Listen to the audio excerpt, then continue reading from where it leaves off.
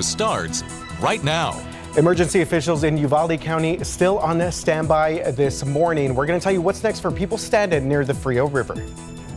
I'm Patty Santos live in Comfort this morning with the latest on the search and recovery efforts in Kendall County. We'll have those numbers and the help that is pouring in from out of the state. And good morning. Thanks so much for waking up with us on this hump day. We're getting started again. We got more coverage dealing with the flood aftermath of what happened last week, but we got a lot of things to get to today, too. Yeah, and it sounds like we're going to get a little bit of a break after these rounds of rain that we've seen. So let's go to our meteorologist here, Justin Horn, with a check of today's weather, Justin, and hopefully we get a little bit calm out there. Yes, quieting down. That will be the theme as we go forward. In fact, it's going to be a very much typical of July as we get into next week.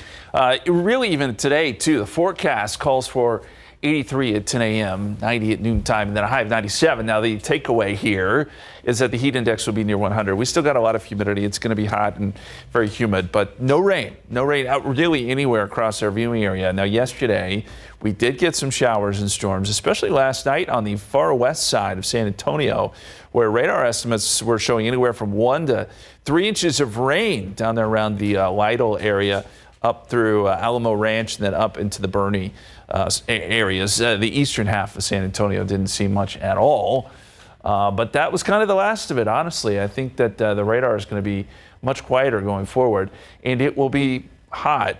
97 today. Temperatures dip a little bit Thursday, Friday, Saturday, but next week we could be approaching 100, and the heat index almost for sure will be 100 plus. We'll talk about that forecast and the tropics too. Still some stuff going on out there.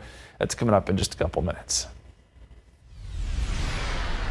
All right, this morning we continue that coverage of the devastation that happened and the recovery that's taking place in Hill Country. KSAT committed to remembering the people who lost their lives in the flooding. That's right. Our team has been working to gather as much information, verified information as we can about the victims that you see on your screen right there. Often that information comes from family members. You can scan that QR code on the lower part of your screen to read more about the lives that we have lost so far. Meanwhile, emergency officials in Uvalde County this morning still on standby, watching the Frio River. Yeah, as we've been reporting yesterday, people were stranded east of Concan because of the flooding, and they're hoping that today the water levels recede enough to get people back across. We know the Frio River crested at around 13 feet on Monday afternoon. The video that we captured on Monday shows some of those conditions along the Frio. On Tuesday, stacks of supplies were dropped off by the Concan Volunteer Fire Department and Uvalde County Office of Emergency Management. Those agencies teamed up with the Texas National Guard and Task Force 1 to deliver supplies by helicopter. We spoke with one person on the phone who was stranded and said that the water came faster than they expected. We didn't think it was going to hit as bad. What was your vacation supposed to be? It was supposed to be not like this. I mean, we were going home Monday. So far, you got no flood-related injuries have been reported. Meanwhile, over in Comfort, people there also still dealing with the aftermath of the Hill Country flooding. Many, though, are stepping up to help even as we get some new updates. Our Patty Santos is live right now for us in Comfort this morning. Patty, what are you hearing from that standpoint?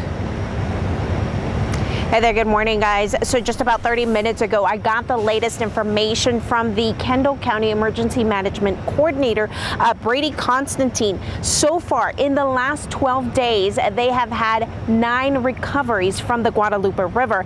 Now, remember, they tell me there are no people that have been reported missing here in Kendall County, but they tell me that the assets and the resources are getting tired. So they are trying to bring in fresh personnel in every few days to help out. Listen to this. There are 7 different fire departments that are working in Kendall County. Out of those 7, 6 of those are volunteer fire departments. And of course, they have all given their hearts and souls. A lot of the volunteers have been going nonstop for days. Kendall County alone has about 50 miles of the Guadalupe River that they are searching. And that is not even counting the 200-yard plus on each side of the river that they have to search, which makes this river search even larger. The Comfort community, we know, is the most populated, so this is the area where it's a little easier to access, but they tell me as they go east, the canyons and the foot traffic is less in those ranch lands, which makes that river access a little bit more difficult to access. And they tell me the rain that they've gotten recently has also slowed down their search, because a lot of that debris that has been moved down, maybe that was already searched, they have to go back and research that area or figure out if that debris has come from another area that they've already searched. So that is the latest that we have from Comfort this morning. You can hear some of the vehicles that are already here. We're actually at the FEMA site at the Comfort High School, where a lot of these folks will get going as soon as the daylight begins. Reporting live from Comfort, I'm Patty Santos. Back to you.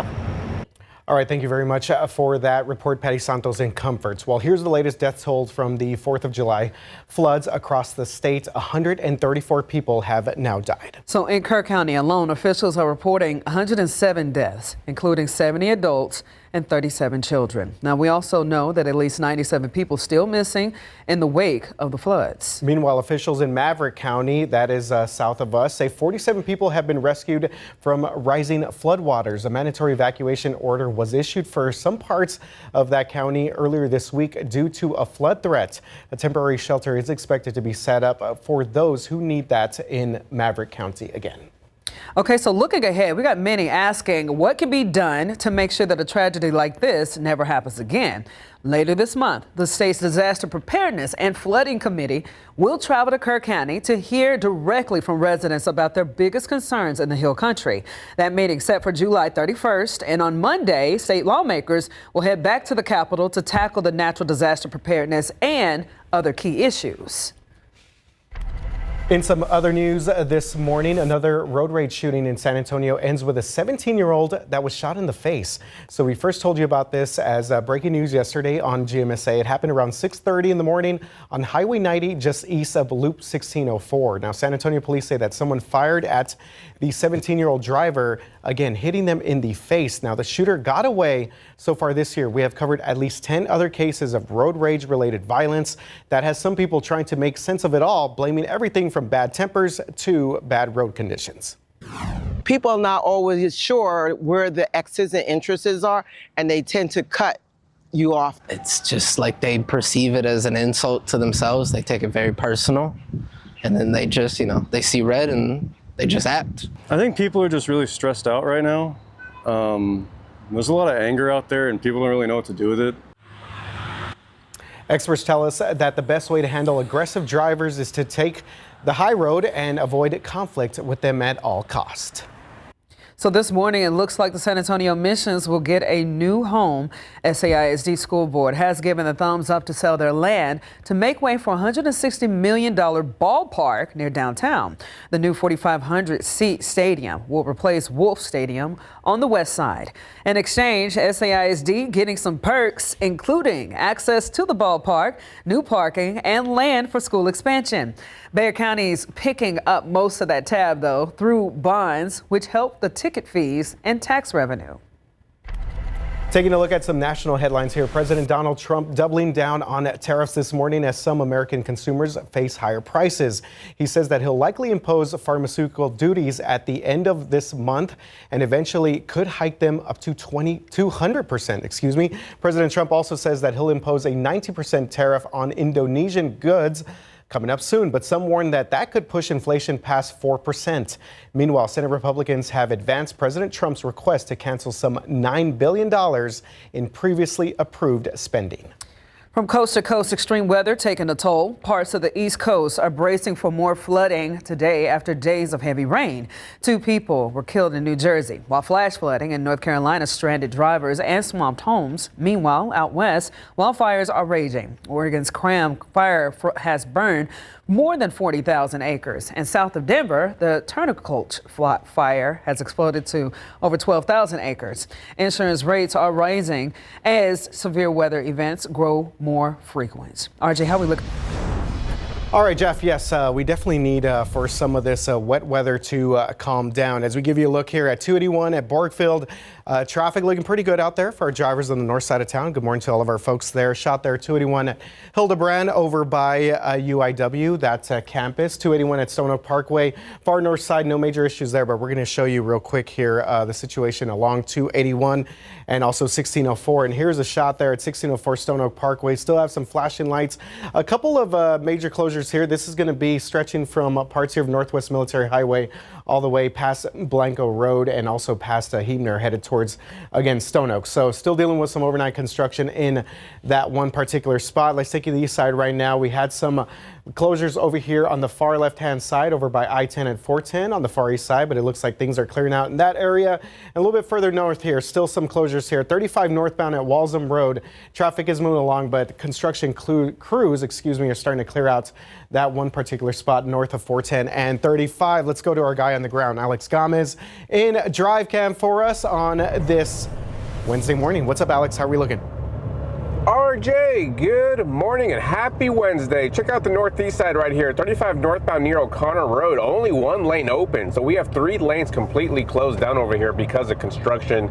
This is adding about 10 minutes to my commute this morning, RJ. All right, 35 at O'Connor. We will be careful for that. Justin. All right, let's go outside with Live Cam. It is mostly cloudy here in San Antonio, 511, 79 degrees. We're going to show you some stats coming up that are pretty mind-blowing. July has been one for the record books. We'll show you the numbers coming up. If you see an ad, then poof, it's gone. How one engineer's new app for Snap's AR glasses is turning the world into an ad-free zone.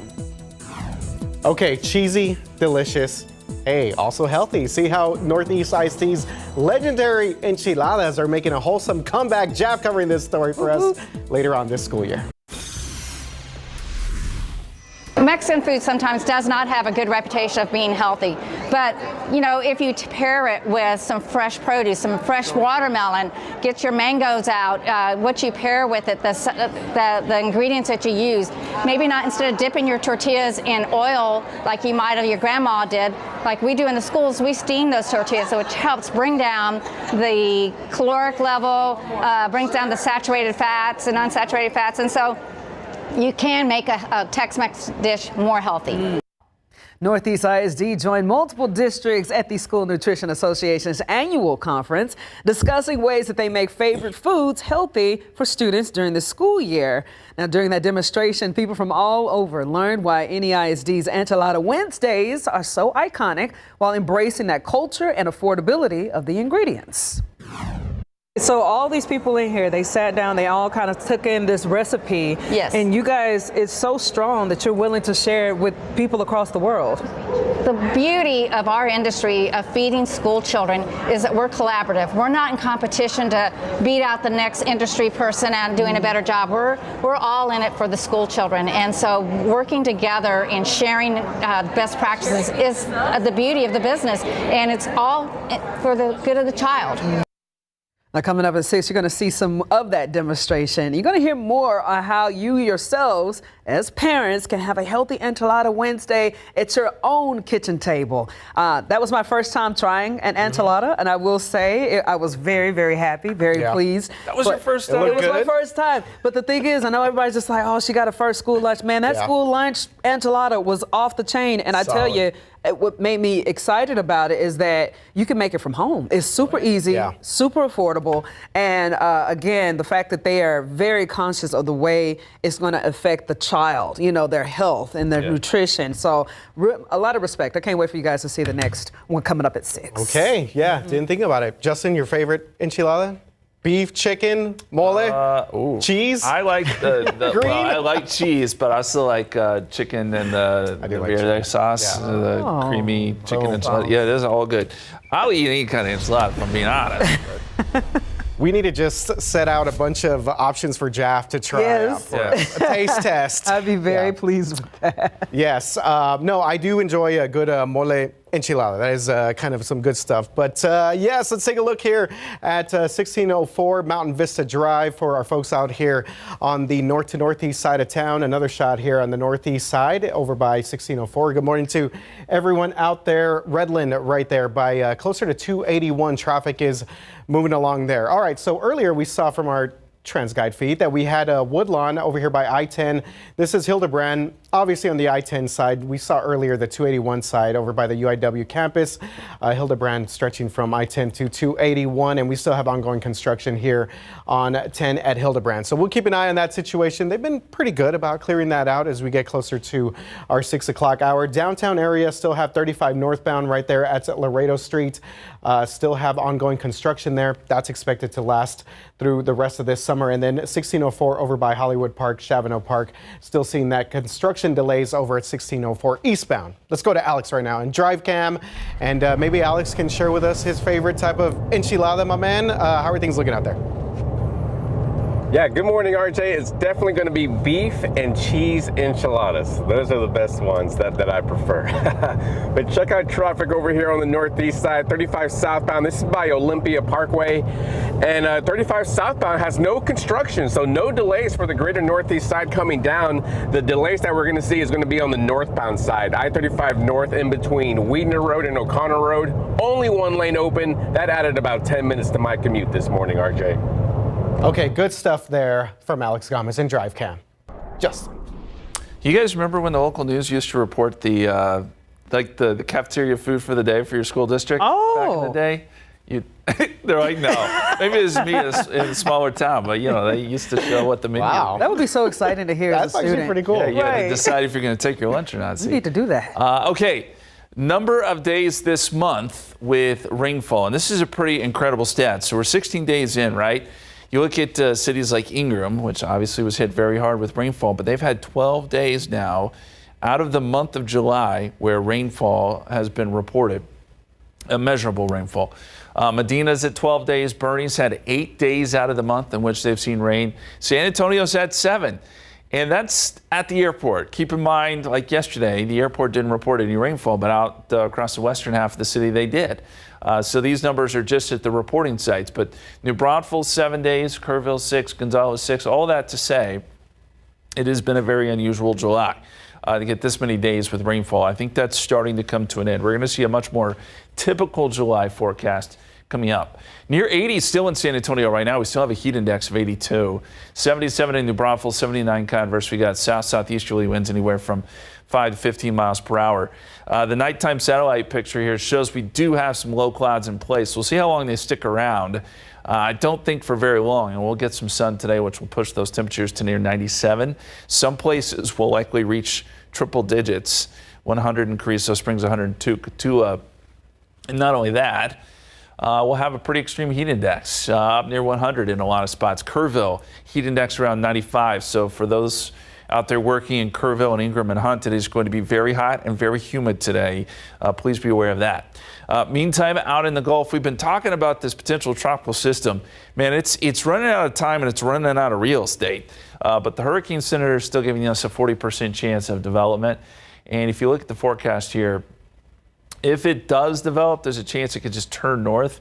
But if it stays weak, some of that moisture will enter into South Texas and could throw a couple of showers our way Friday. I really don't think we're going to get much out of this. And it pretty much falls apart as we get into Saturday. Then after that, high pressure really starts to build in.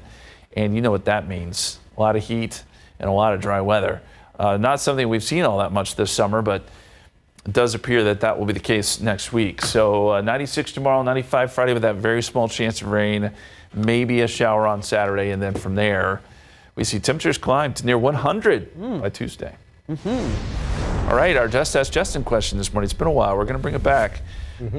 Speaking of rivers, if you saw meteorologist Sarah Spivey's story yesterday about all the river basins taking on water over the last week or so. But my question to you is, which of Texas's major rivers does not end at the Gulf? There is one there on the list that does not end at the Gulf. So vote. Scan the QR code. Go to ksat.com/poll. Let us know what you think. Okay. You got me thinking. Yeah. Now I'm thinking of, Red River rivalry, Texas. So I'm kind of looking at that. Colorado River. Yes. I forgot to read the options, but yes. Yeah. Okay. You got me thinking, Justin. Okay, good. Thank you, Justin. Okay, 522 right now. We're looking at 79 degrees outside. From zapping real-world ads to streaming your Xbox library straight to your PC, we're breaking it down. The latest tech trends, including Grok's pricey new AI avatars. In today's Tech Bites, an ad blocker for the real world. It's an app that was developed for Snap's Spectacle AR glasses by a software engineer in Belgium. Cameras on the glasses work with Google's Gemini to identify ads and slap a blocker over them. Creator admits it's a work in progress for now. The Stream Your Own Game feature on Xbox is coming to PCs. The company says insiders with Game Pass Ultimate subscriptions may begin streaming games they own straight from the Xbox PC app. The feature will include some games available only on the console. And something new from Grok. The chatbot owned by Elon Musk is now offering AI companions. One is a flirty anime goth girl with a sultry voice, and there's a red panda that uses vulgar and violent language. The Grok companions are only available to paid subscribers. I think by adding anime, Grok is hoping to draw more users. Those are your Tech Bites. I hope they can draw like attractive men. I'm tired of saying stuff. Okay. Anyways, okay, that's. And it is Grok. I said earlier Grok. Okay, clearly they've put that up for It is 5:26 right now. We're looking at 79 degrees outside and still ahead. And we're live in Kendall County this morning with the latest on the search and recovery efforts and the helping hands that are coming into our community from out of state. And welcome back. It is 5:30 right now, coming up on this hump day. Again, we're keeping the week going just fine. Yeah, definitely. So following everything with the Hill Country flooding, we got Patty Santos live for us this morning out there in Comfort. But you know, it looks like at least we're going to get a little bit of a break from the rain. I hope Much so. needed break. Yeah, Dustin, I will say that here on a local level, it was very loud and very wet on the far west side last night. It was. Yeah, we got some good storms last night. It stayed mainly in western Bexar County. There were a few roads actually that some of those little water crossings got a little iffy, but that rain has since left. I think the authority radar is going to be much quieter today, and in fact, for the foreseeable future. Forecast calls for 90 by noontime, 97 for a high. We will get a heat index near 100 this afternoon, so the humidity will be there and cause the feels-like temperatures to really crank up, and that's going to be the case going forward. So even though temperatures dip a little bit Thursday and Friday, we're still going to have heat indices near 100. And then I think by next week, the air temperature may be approaching 100 and the heat index will be higher than that. So get ready for some July heat. It's not something we've seen so far really this month, but it's going to be far more typical, if not even a little bit above average going forward. Hey, if you missed the pollen count yesterday, molds are high at 2,450. That number was down a little bit from where it was. We'll see where it ends up today, but molds have been a problem this month because obviously all of the rain. So we wanted to pass that along to you. Coming up, we'll look ahead to the weekend, and we showed you next week, and then we'll talk about any small rain chance with that tropical system too here in just a couple minutes, guys. Thank you so much, Justin. Well, since the 4th of July, we've been doing team coverage in Kerrville, dealing with the aftermath of those deadly floods. But that area is not the only area dealing with the aftermath of flooding. Absolutely. Many volunteers and first responders are doing what they can and also stepping up to help. So we're going to go live to Patty Santos right now. She is in Comfort. This was an area that was hit also pretty hard by the flooding on July 4th. Let's go to Patty right now. Patty, looks like there are some folks up and early with you out there this morning. Yeah, we're at the Comfort High School, and this is actually a FEMA deployment site. So a lot of these folks are going to be already waking up and going to be heading out to Kendall and Kerr counties to begin the search for the days. But the suffering that we have experienced here in the Hill Country is really has no boundaries. It has reached everywhere in the U.S., and people from across the U.S. are driving to these communities to supply some support and some prayer. Take a listen. We cook pancakes, eggs, grits, typically ham, sometimes biscuits and gravy. Same thing we'd eat at home for ourselves. A little side of coffee. And we got coffee and apple juice. And a lot of prayer. And a whole lot of prayer. That's the whole purpose of the ministry, to be able to pray for folks. That's Stephen Carr, who drove in from North Carolina with his food truck. The former pastor serves homeless people in his community, but when he saw the devastation, he decided to drive his food truck right here to Comfort. And he's going to be making his way to other communities in the Hill Country in the next week, offering breakfast, coffee, and of course, as you heard, prayers to those working in the search and recovery. Why do you do this? Why do I do it? Well, the Lord called me to do it, for one. Two, I was homeless at one time. I've been through hurricanes. And when the Lord just touched my heart, He gave me a heart for those in need. So we just go out and serve the best we can with what we got. And he says he does this thanks to the donations from his church and his community. Back live out here, a lot of these folks are volunteer here in Kendall County. A lot of these are volunteer agencies that are working in these communities. So I know that they're very exhausted, but also appreciative of the compassion that has come into their community. Reporting in Comfort, I'm Patty Santos. Back to you. Okay, thank you very much for that, Patty. About an hour north of San Antonio, the Sisterdale Volunteer Fire Department also pushing through one of the worst natural disasters to ever hit the area. Those volunteers have been grateful for an outpouring of support from across the country. Help has come in different forms from different places. Fire Chief Brian Riley says even with the help, the work is far from over. Every day, pushing through physically and emotionally exhausting conditions. At this point, we're still compartmentalizing. We're still in work mode, right? So nobody wants to take that wall down, and we're making sure that we have counseling and support avenues for people to be able to, you know, if it's 3 in the morning and it's bothering you, here's some people you can call. The chief is asking anyone that wants to donate to give to those families affected by the Hill Country flooding. So we got a jewelry store chain founded in Kerrville has come to a beautiful realization this week about how many people care for their community. In response to the devastating floods, James Avery shut down for a few days just to, you know, get a grip of what was happening. Well, when they reopened on Monday, the company announced 100% of the proceeds from its deep in the heart of Texas charm would go to flood recovery efforts. You have it right there on your neck. I do, yes, I do. It means a lot to me. I actually had it on my bracelet, so I took it off and I put it on because it's a different meaning for me now. Closer to your heart. Closer to my heart, absolutely, yes. And you can still order that charm through August 4th, and 100% of the proceeds, again, will go to the flood recovery. Rocha said that guests are beyond understanding that it may take 6 to 8 weeks to receive their charms. Yes, James Avery, an iconic Hill Country business. Also in Kerrville, a landscaper nearly put himself out of business to help his Hill Country neighbors after deadly floods swept through his community. As you take a look, some video there. Didn't hesitate to jump in and help out all for free. Unfortunately, though, that meant that his tools of the trade also took a beating, as you could imagine. But now the landscaper is finding help from a place that you might not expect. Just as Jonathan Moreno thought that he could help no longer and was out of business, a local rapper named King Kyle Lee donated some new equipment to him. This thing took a beating as well, so Kyle Lee bought me 2 new chains for this one, 2 chains for this one, and a bar for this one as well. In total, with the chains, the bars, the oils, the gas, how much do you think he donated back to you? Oh, it was close, shoot, to $1,000.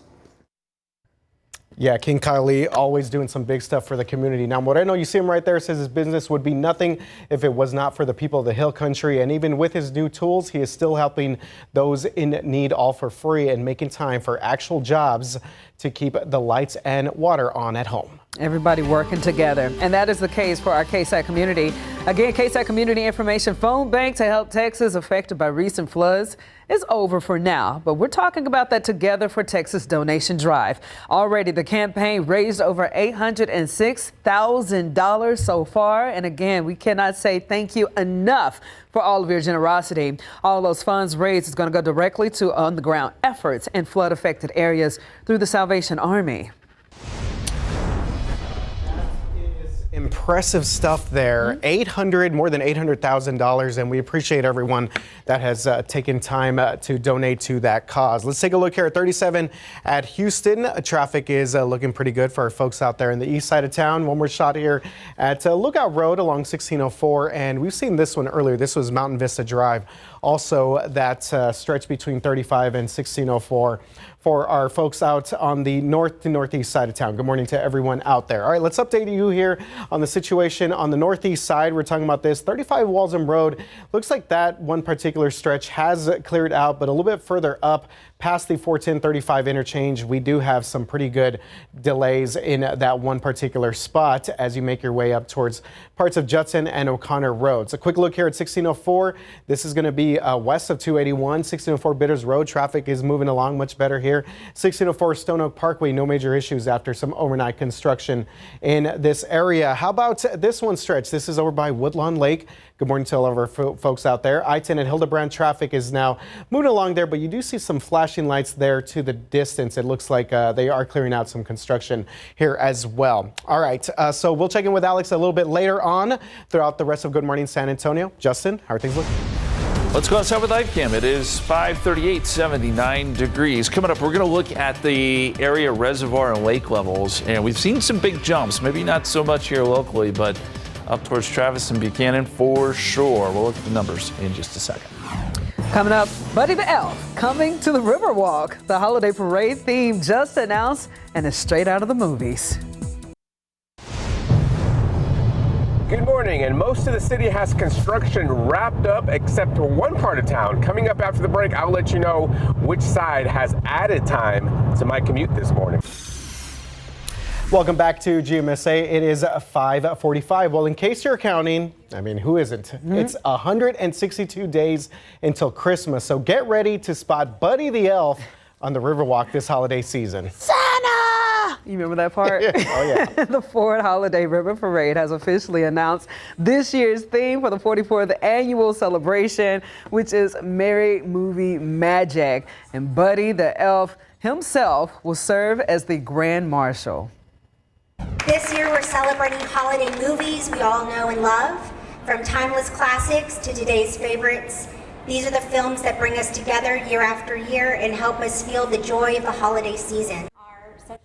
And new to this year's Ford Holiday Parade is a holiday market that you can check out. It's going to also be some live music and, of course, tons of Christmas lights. And it all takes place the day after Thanksgiving on November 28th. That's going to be pretty cool.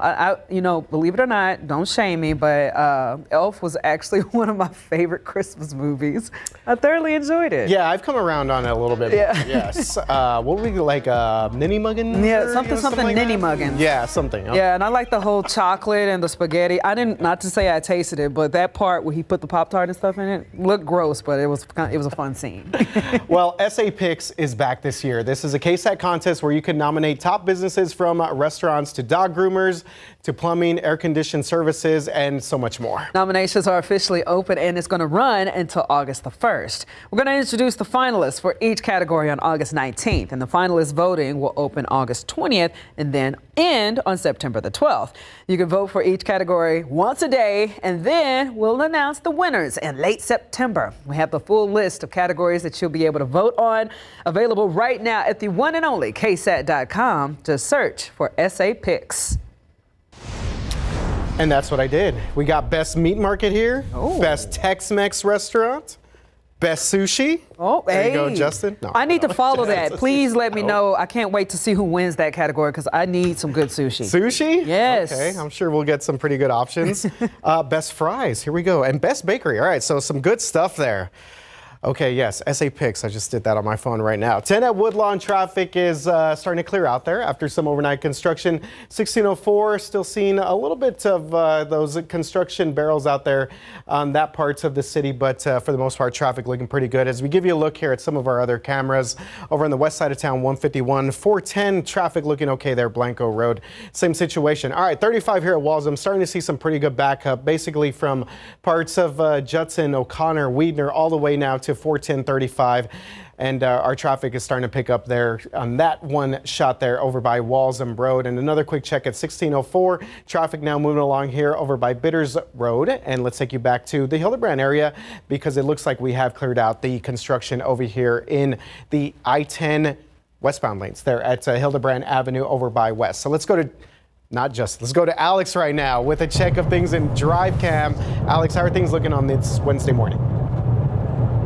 Yeah, good morning, RJ. So construction has also wrapped up on the north side, 1604 westbound near 281. They did have one lane open, but when I was there about 10 minutes ago, they were already picking up those barrels. So a place where they weren't picking up barrels was on the northeast side near 35 North and Weidner Road. Again, only one lane open on that side of town. That's why we see that slowing on the northbound lanes. But just be aware the southbound lane's still looking pretty good. Coming down from Cibolo, even New Braunfels, I-35 South, completely free and clear of construction, RJ. Okay, thank you very much for that update. We'll check back in with Alex as we get to the top of our 6 o'clock hour.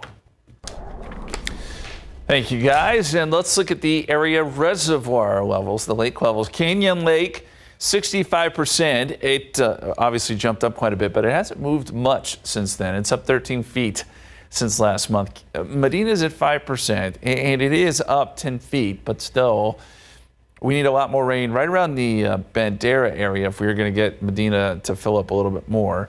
It's, again, still pretty low. Travis has been the big mover here, 86% full. It's up 34 feet since last month. That is a huge, huge number. The Colorado took on a lot of water, and then Buchanan basically is filled up now, 99%. In fact, they were doing some releases yesterday, and it's up 16 feet. So those lakes along the Colorado really benefiting from the rain. For sure.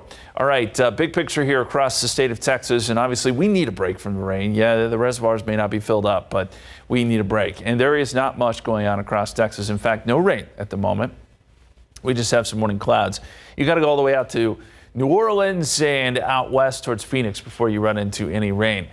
Here in San Antonio, we've got mostly cloudy skies, still near 80. 79, the south-southeasterly breeze anywhere from 5 to 15 miles per hour. Converse is near 80, Stinson near 80, so it's a warm, muggy morning. That sunrise will be around 6:45 this morning. Sunset will be close to 8:35, so we're still looking at about 13 hours and 49 minutes of total daylight here in town. Forecast, 80 degrees at 9 a.m. Noontime 90, it becomes mostly sunny, and we top out at 97. Notice there is no rain chance there, but the feels like number will be up near 100. It will be very sticky and humid. We mentioned some of those showers out near New Orleans. That's associated with this tropical disturbance, which still is fairly disorganized. It does not look like we have a ton of organization here, so we may or may not get something out of this. Either way, I think if it stays weaker, that's actually better for us. It'll throw some moisture in our direction by the time we get into Thursday and Friday. If it were to develop, I mean, this is hugging the coastline, so I just don't think it has much of a chance here. But if it does, it may take a little bit of a turn to the north. Again, we'll watch it, but I just don't know that it's going to have huge impacts here. We are going to keep a 20% chance of rain in the forecast on Friday, but that's about it. Otherwise, temperatures stay pretty warm going forward. All right, our Just Ask Justin question this morning actually has to do with the rivers. Whoa. Which of Texas's major rivers does not empty into the Gulf? Is it the Red River, the Brazos River, the Colorado River, or the Rio Grande? You can vote, ksat.com/poll, scan the QR code. One of those rivers does not empty into the Gulf. It is important to note that just because red is red, that is not necessarily the answer. That's just what everyone's voting for right now. I know, but I pick it based off the color. Okay, here we go. 5:52, 79 degrees outside. All right, coming up, we're going to tell you about a yogurt recall. We're going to tell you why this company is pulling Yo Crunch off the shelves and what to look for in your fridge.